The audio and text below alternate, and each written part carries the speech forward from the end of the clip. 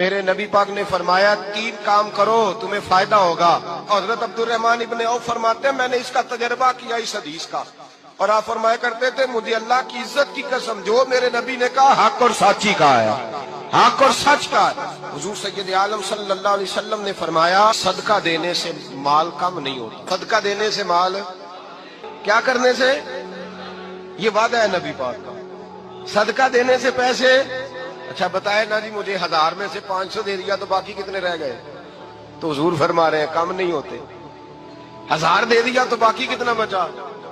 نہیں بھائی، میرے محبوب فرماتے ہیں تو اللہ کے رستے میں 1 دے وہ تجھے 700 گنا کر کے واپس عطا فرمائے گا۔